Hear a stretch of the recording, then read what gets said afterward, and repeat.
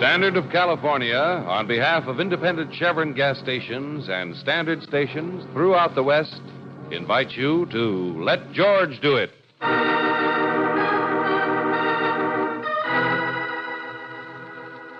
The motif is murder, another adventure of George Valentine. Personal notice, danger's my stock and trade. If you're running a poor last and your whole life depends on you finishing in the money, you got a job for me, George Valentine. Write full details.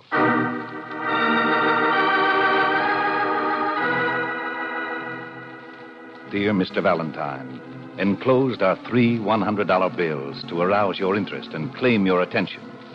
Now, consider my problem. I've committed 3 murders. The police have seen no connection between the victims. Dr. Douglas Chapin, Stella Tofania, and Otto Pfeiffer. But there is a connection, a theme to these deaths, as definite and perfect as a motif in a work of Wagner. I want you, Mr. Valentine, to provide me with the appreciation of an intelligent man and exhilarating knowledge that from now on you'll be an obstacle in my path. I shall phone you at 2 this afternoon. No signature. How thoughtless. Well, what do you make of it, George? I'd say somebody was funning me, Angel, if it weren't for these 3 century notes. Well, he sounds like a well-educated man. Or a woman, for all we know, but well, the handwriting's like a child. These names here, they don't ring any bells for me, but they may for Lieutenant Riley. And, Brooksy, if we find the 3 people in this letter in the file for unsolved crimes, there's going to be a refreshing and deadly calm about the good lieutenant.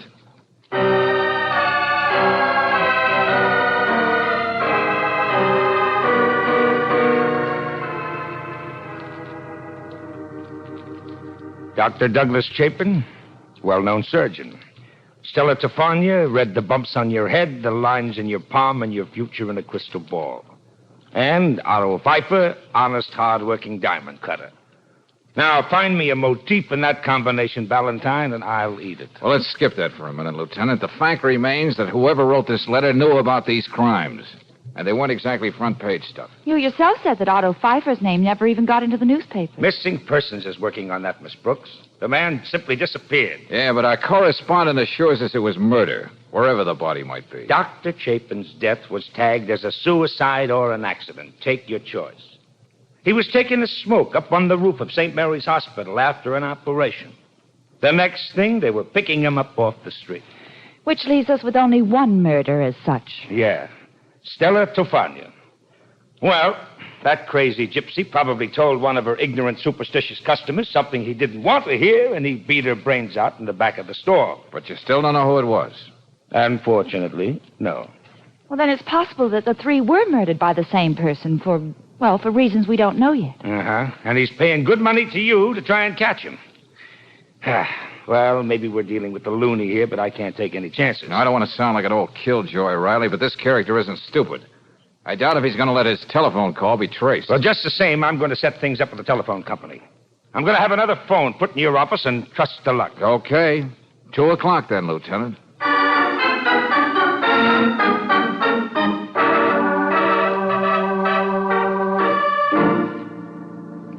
Now, have you got everything straight, Miss Brooks? Uh-huh. All I do is get the special operator on this phone as soon as the call comes through to George. Then if he can hold the call long enough to be traced, I flash the information to headquarters on this emergency. Yes. And a whole fleet of squad cars will be at the address wherever it is in a matter of minutes. Well, it's almost 2 now, Lieutenant. Now, look, Valentine, when you get on the phone, wind up and talk as long as you can. Say anything, even if you have to stutter, but keep the conversation rolling, see? And Right on the button. All right, Miss Brooks. I've got it, Lieutenant. Hello? Valentine. Operator, you can start working on the call. Huh? What can I do for you? Suppose you tell me what this is all about. You sound as though you know who this is. Yeah, you're very punctual. Now about that letter. Never mind that. Let me do the talking. I know you're trying to trace the number I'm calling from. Would that be located at the State Hospital for the Insane? I also know the shortest time it takes the operator to track down any number. You can be sure I'll hang up before then. What else do you know that's interesting, Rollo? Have you read any good books lately? Yes, there is something else I know. You've also got a police lieutenant in your office. You're all right, Buster. It's going to be fun playing with you. Yes, it is a game, isn't it? And I welcome the odds against me. It'll make the triumph completely satisfying, like the final flourish of a great symphony. Assuming you did kill those 3 people, friend, you mean you're going to continue on your merry way? Let's leave idle conversation for another time. Now listen. Tomorrow I'm going to kill again. And neither you nor the police shall be able to stop me. Would you mind repeating that? You heard me. I'm even going to give you the name of the victim. She's Honey Evans, a model, living at the Marlborough Apartments on Weldon Boulevard. Now, wait a minute. Tell me something. How do you pick out your people? What have you got against this girl? What did you have against the others when... Hung up. All right, Miss Brooks, you can forget it. Well, Valentine, what did he say? The gentleman on the other end of the line wants us to be sure and keep tomorrow open. He'd like the pleasure of our company at a murder.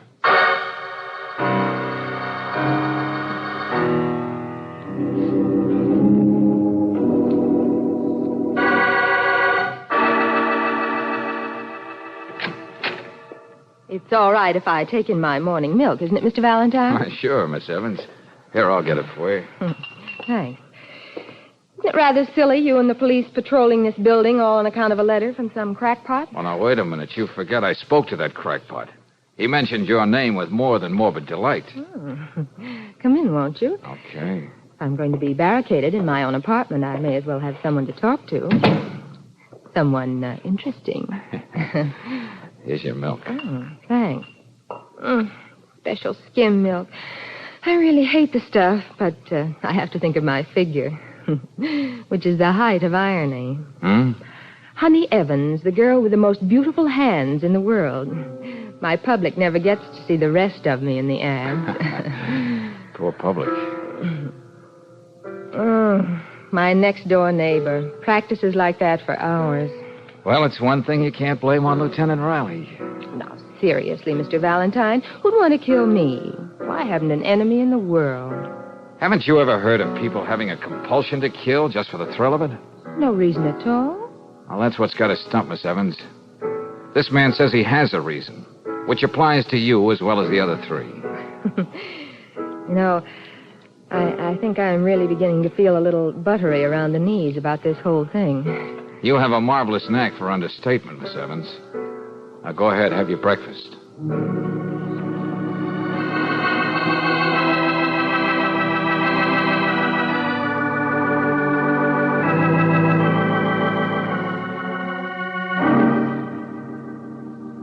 Hey, Lieutenant, I think I'd better check with Miss Evans again. Why, what's the idea? Nobody can get into that apartment without passing us here in the hall. She is beautiful, isn't she, Lieutenant?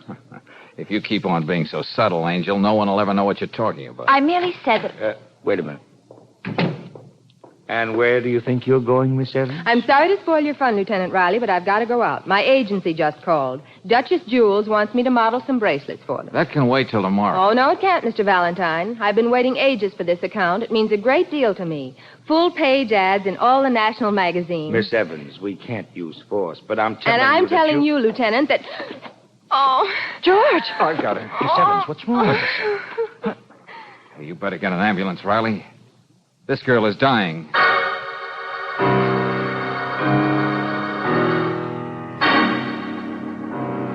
Coroner's report, Ray Cecilia Honey Evans, 14.36 grains of tetric myoside in stomach of deceased. Remaining milk in bottle found to contain nearly 8 grains of same. Cause of death beyond doubt, poison.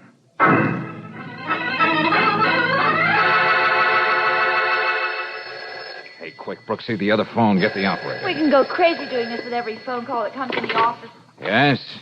Everything went off very nicely, didn't it, Valentine? So well, Rollo, We're that you ready, almost made me an accessory. I brought that bottle of milk into the girl's apartment. What an exquisite fillip. I hardly anticipated anything so dramatically appropriate. Now, listen to me, friend. I'm going to get you if I have to crawl into this phone and over every mile of copper wire to where you are. I can appreciate your sense of failure, Valentine. I know what it can do to a person. Keep stalling him, darling. Keep Tell me more. More? So you can trace the call? Hardly. Now let's get on with our game. Hey, I got a surprise for you, Rollo. The next time, you're going to be just another also-ran with a murder rap staring you in the face. You and the police will have to do much better than you did yesterday. Consider how simple it was. Having discovered that Miss Evans was the only one in the building who ordered that special brand of skim milk, I found the time and the place to substitute another bottle right outside the Marlborough apartments when the milkman was making another delivery. I still say you're not going to get away with it, Rollo. Very well. If you're so sure of yourself, maybe I ought to make it more difficult next time. Tomorrow. Hey, now look, what did these people do to you? Why are you doing this? You can't be so crazy that human life means Be quiet, nothing. Valentine. I don't have much time. Tomorrow, someone in the 1200 block on Corona Del Mar Avenue is going to be found dead. That's all I'm going to tell you. Now, let's see how really clever you can be. But, operator, are you sure? Well, they're still on the phone. Oh, no, we're not, Brooksy. You can hang up now. Well, I guess you're right, operator. Thanks. George, he must be timing himself with a stopwatch. He knows just how far he can go. That time they almost traced the exchange he was calling from. I know. Well, what gives with Rollo now? Murder. What else? Hello, Lieutenant Riley, please. This is Valentine. Then he's going right on. Yeah, but he's making it a little tougher for us. He's trying to... Oh, yes, Lieutenant. Uh-huh. Just got another call from him. No such luck. Well, he's got another shindig scheduled for tomorrow. Will you take it easy, Riley? I've got a hunch that's so crazy it might just work. All I want you to do is let me play it my way.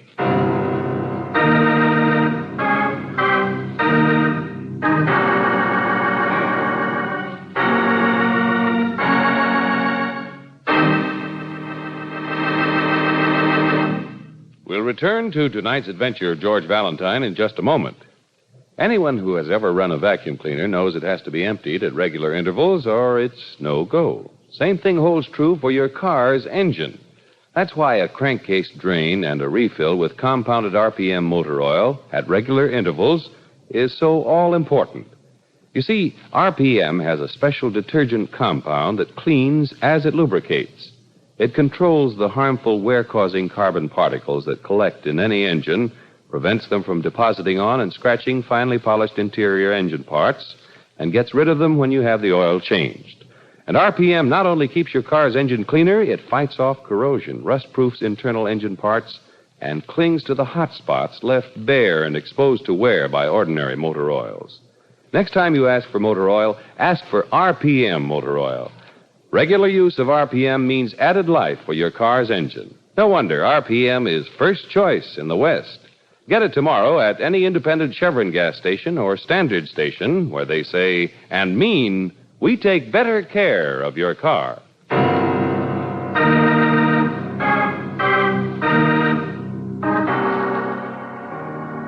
And now back to tonight's adventure of George Valentine.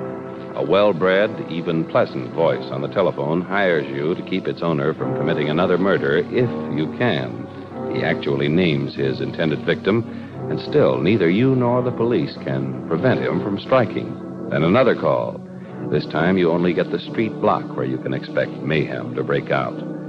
All of which, if you're anything like George Valentine, suggests something as wild as the whole setup itself. All right, Valentine, you've practically memorized that list, and it better pay off. I had half the men in the department canvassing that neighborhood. And the 1200 block on Corona Del Mar is king size. Yes, and we've got the name of every man, woman, and child, address, occupation, comments. Thanks, Riley. This is really some job we've got handed to us. Okay, so we blanket the whole street with plainclothesmen, but we can't keep people from going to work. We can't check on every delivery man or salesman who wants in or out. We can't... Look, Valentine, will you stop staring at that list? What do you expect to find? The name of the person who's next on Rollo's schedule. I don't see how this can tell you. Riley, while you and the boys cover the block, I'm going to concentrate on one Walter Cluckholm, piano teacher. 1236 Corona Del Mar. I don't want to be an old nosy, but why? And I don't want to raise your hopes too high, Lieutenant. So suppose we just call it a wild stab and see if it works.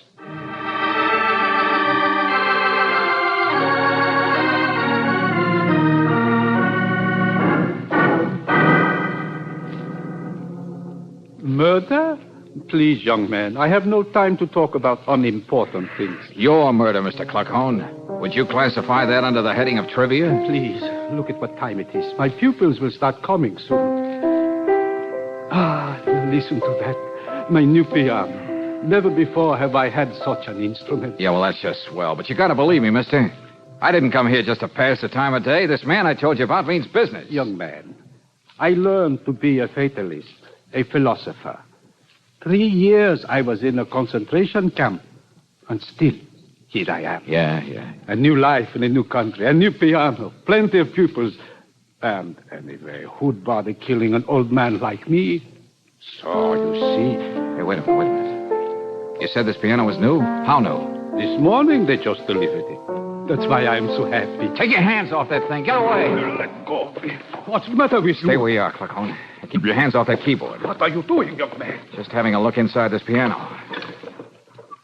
Oh, brother. You don't know how lucky you are, Pop.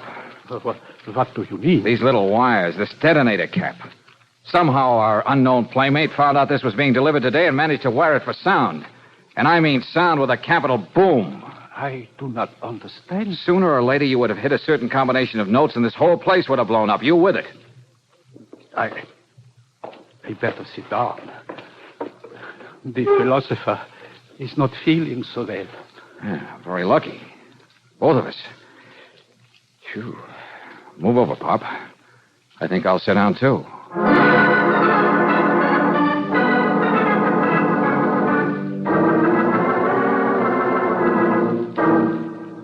Valentine, what is this business about a motif, a theme in a work of Wagner? Well, my hunch about Cluckhorn wasn't so wild after all. Think back now. A surgeon, a diamond cutter, a gypsy palmist. Now, what's the common denominator for all of them? Well, none that I can see. Hands, Angel, hands. All their lives revolved around hands. The sensitive fingers of a surgeon. Thousands of dollars depend on the way a diamond cutter handles his mallet on a precious stone. And Stella Tafania made a living reading the palms of people's hands. Sure. And Honey Evans, the model with the most beautiful hands in the world. And Mr. Cluckhorn, the piano teacher, the same thing applies to him. Okay, Valentine, maybe you've got an answer as to why this guy went out. Maybe that's Rollo. I'll get over to the other phone. Don't bother, Brooks. He's too smart for that. Yeah, hello? I underestimated you, Valentine. Let me congratulate you on saving Cluckhorn. Well, thanks, Rollo. However, it introduces a very unpleasant necessity. Meaning? I'll have to figure out details and call you later. But my next move must unfortunately shatter the beautiful pattern I had all worked out. Yeah? To keep anything from happening to my long-range plan, I'm afraid you must be next, Valentine.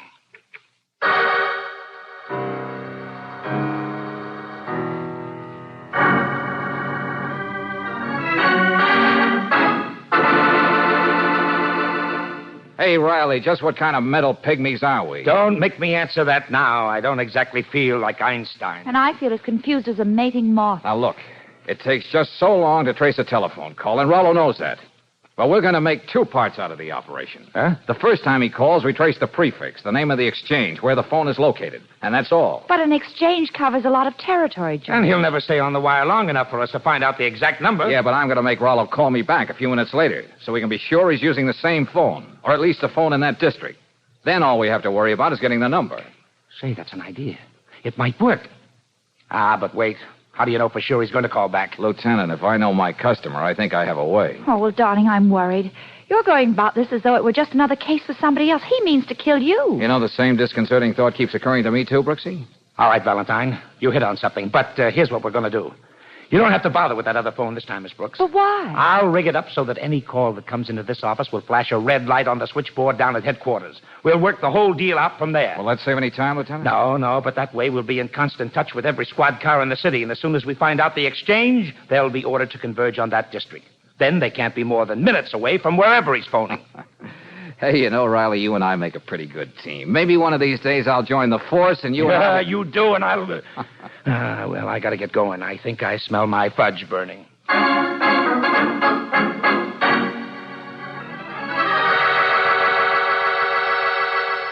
All right, Brooksy, if that's Raleigh, you got the pitch. Operation Runaround. Yes, But George. don't play it too big. No. He may get suspicious and hang up. Now, go ahead. Okay. George Valentine's office. Mr. Valentine, please. Oh, well, now, isn't that a shame? Mr. Valentine just stepped out. Oh, well, just a minute. Maybe I can get him before he reaches the elevator. This ought to give us a few seconds. Well, better not make it too long, George. I won't. Hey, I know a way to waste a couple of seconds. Come here. No. Oh. wouldn't call that a waste, darling. Thanks, Miss Brooks. Hello, Valentine. I thought you'd like to know that I've made up my mind how I'm going to dispose of you. Oh, I'm vaguely interested, Rollo. But this time I'm going to do the talking, and you can hang up whenever you feel like it. But I think you'll stick with me. What's that? I told you once you weren't going to get away with it. Now I'm sure. I know enough about you so I can really grease the skids under you. It's just a matter of time. Come. Why don't you stop whistling in the dark? Let me tell you about yourself, Rollo. I know you're a pianist. Probably a very well-known artist once. Then something happened to your hands. That's right. Go ahead. Take a look at them. Suddenly you couldn't give any more concerts. Your whole life came to an end for you. You had to have your revenge against the world. Stop it. Where hands played an important part in anybody's life, you set out to destroy him. You were the one playing the piano in the apartment next door to Honey Evans. Thinking about it now, that was a pathetic performance. And your handwriting, the miserable scrawl. I'm going to hang up. No, this time I'll hang up. In a few minutes, I expect more information that'll make it easy to put the arm on you. Well, how did you pull all that out of your hat? A little elementary deduction and a generous helping of guesswork. Musical references, Motif, Wagner.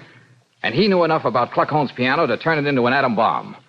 All that Brooksy, and he's as mad as a coot. Yes, but will he call you back? If he doesn't, we're right where we started. He's sweating blood, Angel. He's all mixed up. That cookie won't rest till he finds out just how much I do know about him.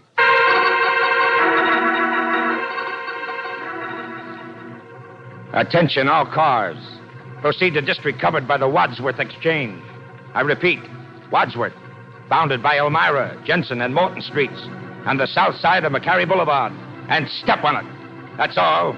Riley. Okay, Sergeant, let's get going. Wadsworth thinks there's a big hunk of the city, Lieutenant.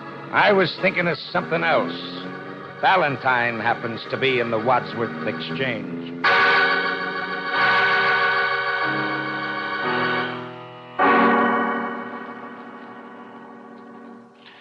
You've done a lot of talking, Valentine, but you really haven't told me any more than you told me before.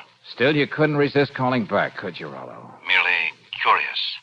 Now I know it was just rather skillful deduction on your part. You don't actually know too much, and it doesn't alter my decision one bit. Oh, that's nice. Let's hear about it. Oh, no. Time is running short again. You know the 3 minutes it takes to trace a call. But I'm coming to get you, Valentine. Oh, George, I can only take so much suspense. Yeah. Well, we know Riley's got the exchange. But were they able to get the number? A second, one way or the other, makes all the difference. Rollo said he's coming to get me. Oh, darling. Oh, figure of speech, Angel. He likes the elaborate touch, that's all. He wouldn't just walk in here and blow my brains out. Oh. Hey, where's that coming from? The next office. It's... Yeah. The same thing that was being played the morning Honey Evans was killed. But it wasn't played that way. This isn't just a coincidence. I'm going to see what this is all about. Get back inside, Valentine. What the... But you're the man who has the office next door. Don't try reaching for your gun. You'll have a bullet through you before you can raise a finger. My hands are still good for something. Too bad the young lady has to be here. Now, she'll have to go, too. Wait a minute. Look, you Of course, can't... if one must die, music like that should make it somewhat more acceptable. Valse Triste, played by Gerald Mydens. One of my most famous recordings. Next door all the time. So that's how you know almost every move I made. Think of all the times you saw my name on the door. Gerald Mydens, concert management. 15 years ago, it was Gerald Mydens, promising young pianist. Why should I have had a stupid, reasonless accident? Why couldn't it have happened to someone like the four you know about? That's what's been driving me out of my mind. How do you expect wholesale homicide to change any of that? These hands, these fingers, long, you'd imagine sensitive. But they're dead things. Only the faintest trace of feeling left in them. Oh, don't do this, Mr. Mydens. The police will understand that you're sick. You don't know what you're doing. My name on the door may not have suggested anything to you, Valentine, but yours did to me. It inspired this little game. But it's all over now. All over for you. Now, over there, both of you. You must be needing that. Riley. See that he behaves, Sergeant. Oh, Lieutenant, do you mind if you kiss a gray-haired old lady? Oh, brother, you must have made it here in nothing flat. I was only over on 10th Street when we found out it was the office next to yours. Would Someone mind turning off that record. Waltz Triste. The melancholy waltz. It's over now.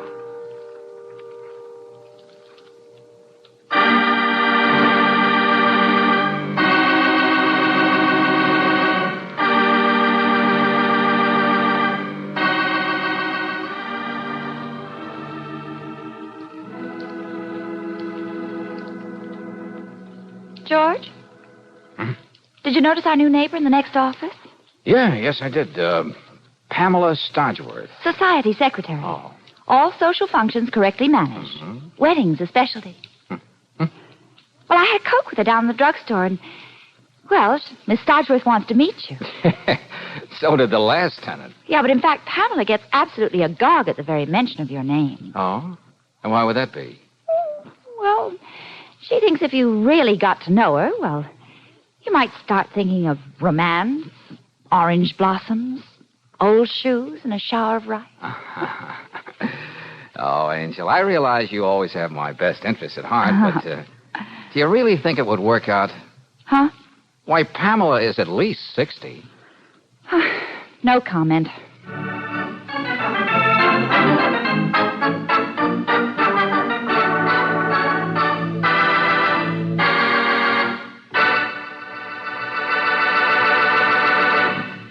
If you're a mother, maybe you drive the kids to school every day. Or if you're the breadwinner of the family, maybe you use the car to drive back and forth to work. In either case, you probably run into traffic lights and lots of stop-and-go driving twice a day.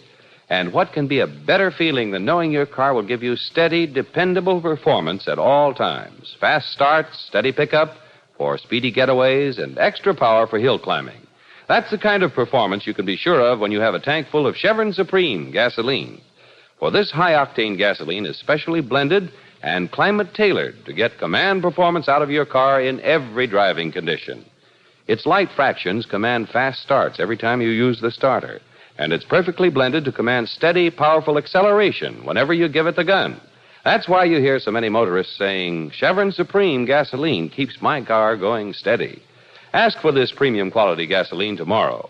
Get Chevron Supreme at standard stations and at independent Chevron gas stations where they say and mean we take better care of your car.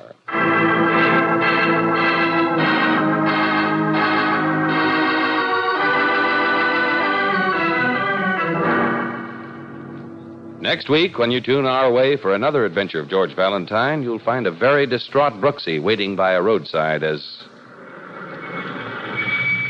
Hey, Brooksy, over here. Oh, George, Have you got that prescription, Brooksy? Let me have it. Here, but what... Now get inside and take the wheel. I can't. Oh, George, you know you're scaring me to death, don't you? Well, that makes a couple of scared people. Let's just hope this stuff works, or you'll be looking for a new boss. Now step on it.